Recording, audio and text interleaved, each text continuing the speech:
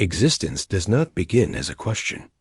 It begins as an assumption imposed so early and so completely that most never realize it was imposed at all.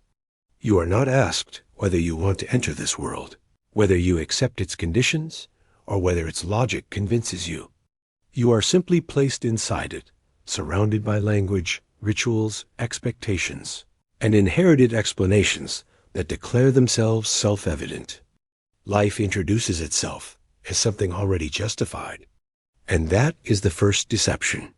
Carlo Michelstaedter understood this with a clarity that did not allow compromise, and that clarity destroyed him long before it killed him. Michelstaedter did not live long enough to construct a system in the academic sense. He did not leave behind a fortress of concepts meant to protect disciples. What he left instead were fragments, poems, notes, unfinished arguments, and above all a wound that never closed. His thought is not incomplete because of his early death. It is incomplete because incompleteness is the condition he was diagnosing. Any system that pretends to wholeness is already lying. He lived at the edge of a collapsing world. Europe was rotting beneath the surface of its confidence. The 19th century had promised reason, progress, and emancipation, but what it delivered was exhaustion, fragmentation, and a vacuum where God once stood. The bourgeois revolutions shattered the theological center of European life without replacing it with anything capable of sustaining meaning. God was declared dead, but no one knew how to live in the corpse's shadow. Reason was elevated to an idol, but reason cannot tell you why you should endure. It can explain how to survive, how to calculate, how to optimize, but it cannot answer the only question that matters once illusion dissolves. Why continue? This was the atmosphere Michelstaedter breathed. Nihilism was not a doctrine. It was the air itself. Long before the world wars, before the Spanish flu, before the economic collapse, sensitive minds already felt the tremor. Culture always senses catastrophe before history records it. The philosophers, poets, and outcasts smell decay earlier than the institutions that profit from denying it. Michelstaedter belonged to that category of minds for whom the lie of normality was already unbearable. At the center of his diagnosis stands the concept of rhetoric. Not rhetoric as ornament, not rhetoric as mere persuasion in the shallow sense, but rhetoric as the entire apparatus of appearances that makes life in society tolerable. Rhetoric is the language of survival. It is the set of narratives, moral codes, social roles, and justifications that conceal the raw violence of existence. Society, in this sense, is not built on truth, but on performance. People do not live. They enact scripts designed to hide what they are from themselves and from each other.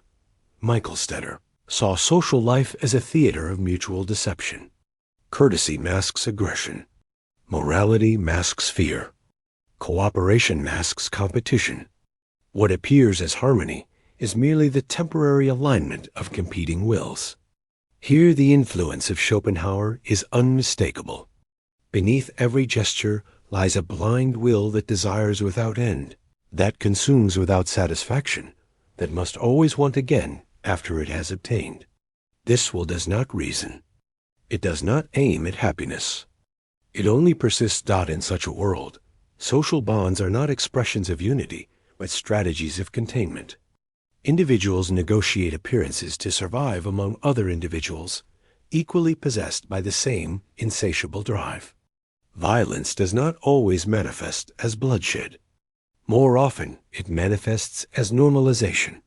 The demand to be productive, the pressure to be likable, the obligation to justify one's existence through usefulness.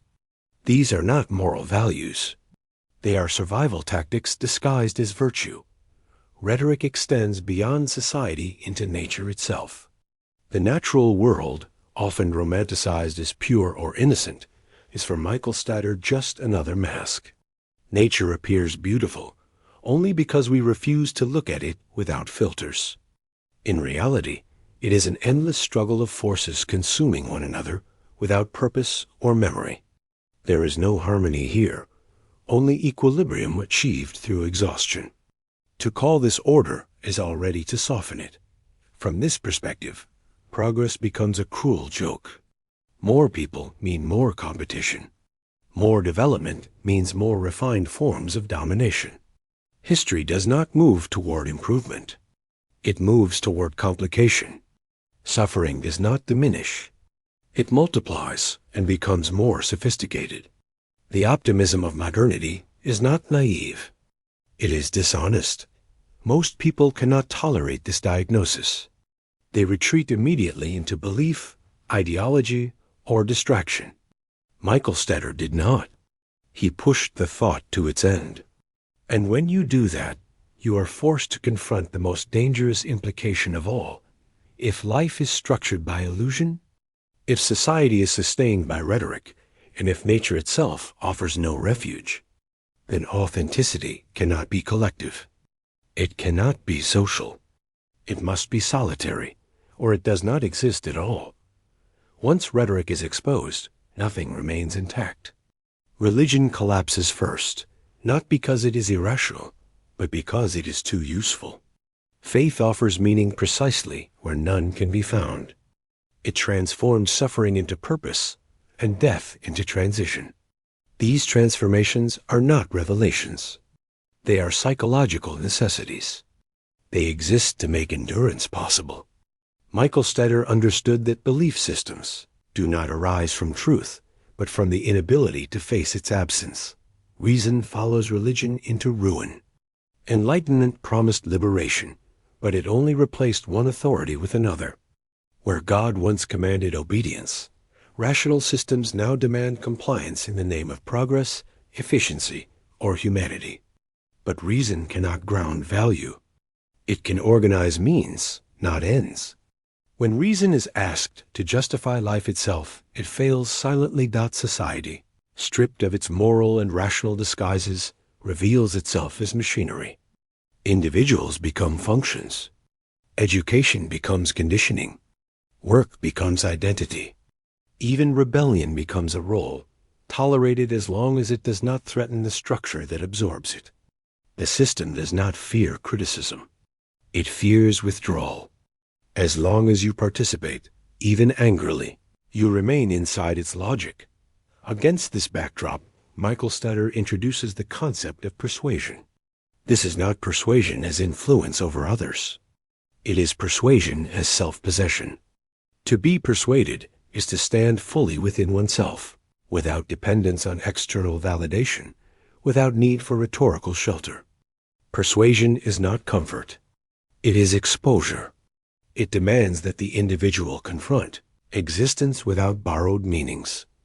Here, the echo of the ancient Greeks becomes audible. Like Parmenides, Michelstaedter distinguishes between the path of appearance and the path of truth. The path of appearance is the path most take, the acceptance of change, plurality, and social reality as meaningful. The path of truth is solitary, severe, and indifferent to consensus. It does not promise happiness. It promises coherence, but persuasion is not easily attained. Society actively prevents it because persuasion threatens the very fabric of collective life. An individual who does not need social validation cannot be controlled by social mechanisms. An individual who does not fear isolation cannot be coerced by exclusion.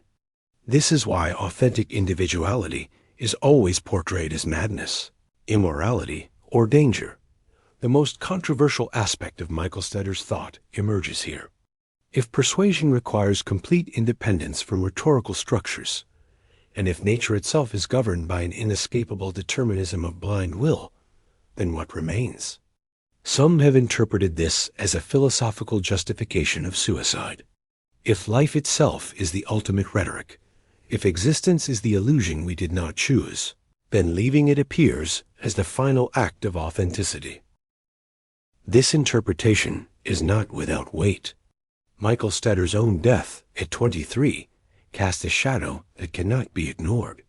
But it is also dangerous to collapse thought into biography. Giovanni Papini and others have argued that persuasion does not demand the negation of life, but the negation of illusion within life. Resignation, not annihilation. Acceptance of determinism without surrender to despair. Yet even this softer reading offers no comfort. Resignation here is not peace.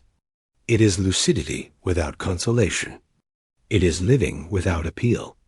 Whether persuasion leads to endurance or exit, it leads nowhere pleasant. That is the point. Michelstaedter was not offering a solution. He was exposing the absence of one. What remains after rhetoric is destroyed is not freedom in the popular sense. It is abandonment. You are no longer protected by shared illusions. You cannot hide behind collective meanings. You cannot borrow purpose from history, God, or humanity. You exist without justification. This is not heroic. It is naked. Most people retreat before reaching this point. They rebuild the illusions they briefly questioned and call the reconstruction wisdom. They return to society with renewed cynicism but intact obedience. Michelstaedter did not return. He stood at the edge where language fails and rhetoric dissolves, and he did not look away. There is no redemption here. No synthesis. No existential triumph.